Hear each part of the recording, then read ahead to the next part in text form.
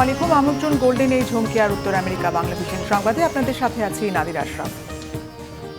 প্রায় ২১ ঘন্টার বৈঠক ব্যর্থ হওয়ার পর পাকিস্তান ছেড়ে গেল ইরান ও আমেরিকার প্রতিনিধি দল। দুপক্ষেরই দাবি পরমাণু ইস্যুতেই ভেস্তে গেল আলোচনা। অবশ্য মতবিরোধ থাকলেও কূটনৈতিক আলোচনার পথ খোলা রাখার ইঙ্গিত দিয়েছে তেহরান। এদিকে হরমুজ প্রণালী পার হতে হলে টোল দিতে হবে বলে ঘোষণা দিয়েছেন ইরানি ডেপুটি স্পিকার হাজি বাবাই।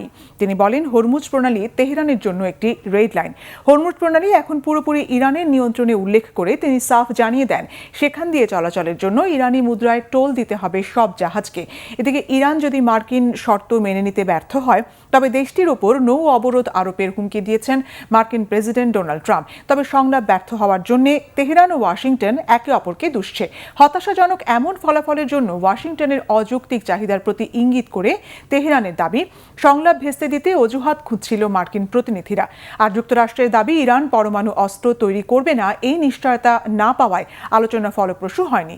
অন্যদিকে লেবানন জুড়ে চলছে মার্কিন মিত্র ইসরায়েলি বাহিনীর নৃশংস হামলা। দক্ষিণ লেবাননের তেহ ফাতা শহরে ইসরায়েলি বিমান হামলায় নিহত হয়েছে অন্তত ১৩ জন। এমন পরিস্থিতিতে লেবাননের সঙ্গে প্রকৃত শান্তি চুক্তির ইচ্ছা প্রকাশ করেছেন ইসরায়েলের প্রধানমন্ত্রী বেনিয়ামিন নেতানিয়াহু। আসছে মঙ্গলবার ওয়াশিংটনে এই বিষয়ে বৈঠকে বসতে পারেন যুক্তরাষ্ট্রে নিযুক্ত ইসরায়েল ও লেবাননের রাষ্ট্রদূতেরা।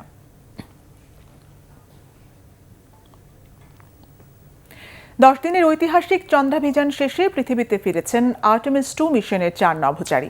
স্থানীয় সময় শুক্রবার রাত 8:07 নভোচারীদের বহনকারী ওরিয়ন মহাকাশযানটি ক্যালিফোর্নিয়ার সান ডিয়েগো উপকূলে অবতরণ কেন্দ্রে নামে। নভোচারীরা সবাই সুস্থ আছেন বলে নিশ্চিত করেছেন আর্টেমিস 2 এর কমান্ডার রিড ওয়াইজম্যান। অভিযানটির সময়সীমা 10 দিন নির্ধারিত থাকলেও নভোচারীদের চাঁদ প্রদক্ষিণ করে পৃথিবীতে ফিরতে সময় লেগেছে 9 দিন 1 ঘন্টা 32 মিনিট 15 সেকেন্ড। রোমাঞ্চকর এই চন্দ্রাভিযানের উদ্দেশ্যে গত 1 এপ্রিল যাত্রা শুরু করেছিলেন 3 মার্কিন ও 1 কানাডিয়ান নভোচারী। 6 এপ্রিল চাঁদ প্রদক্ষিণের সময় মহাকাশযানটি পৃথিবী থেকে সর্বোচ্চ 4,06,771 কিলোমিটার দূরত্বে পৌঁছায়, যা মহাকাশে মানুষের ভ্রমণের আগের রেকর্ড ভেঙে দিয়েছে। তবে চাঁদের মাটিতে পা রাখেননি আর্টেমিস 2 মিশনের নভোচারীরা। সফল এই চন্দ্রাভিযানের পর 2027 সালের মাঝামাঝিতে আর্টেমিস 3 মিশনে আবারও চাঁদে মানুষ পাঠাবে মার্কিন মহাকাশ গবেষণা সংস্থা নাসা। পরবর্তী মিশনেই অ্যাপোলোর পর প্রথমবার মানুষ চাঁদের দক্ষিণ মেরুতে অবতরণ করবে বলে আশা করা হচ্ছে। যুক্তরাষ্ট্রের নিউ ইয়র্কে প্রবাসী চাঁদপুরবাসীদের সংগঠন রূপসী চাঁদপুর ফাউন্ডেশন ইনকের জাঁকজমকপূর্ণ আয়োজনে অনুষ্ঠিত হল অভিষেক।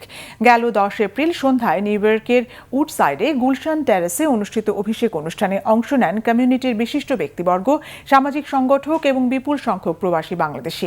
প্রবাসী চাঁদপুরবাসী এবং কমিউনিটির নানা শ্রেণী পেশার মানুষের উপস্থিতিতে অনুষ্ঠান স্থলটি পরিণত হয় এক উৎসব মুখর মিলন মেলায়। আয়োজকদের পক্ষ থেকে ফাউন্ডেশনের লক্ষ্য, উদ্দেশ্য এবং ভবিষ্যৎ পরিকল্পনা তুলে ধরা হয়। সংগঠনের সভাপতি বিপ্লব সাহার সভাপতিত্বে এবং সাধারণ সম্পাদক সোহেল গাজীর পরিচালনায় অনুষ্ঠানে বক্তারা বলেন, প্রবাসী থেকেও প্রবাসীরা শিকড়কে ভুলে যেতে চায় না। চাঁদপুরের মানুষের জন্য কিছু করার লক্ষ্য নিয়ে এই ফাউন্ডেশন গড়ে তোলা হয়েছে বলে জানান তারা।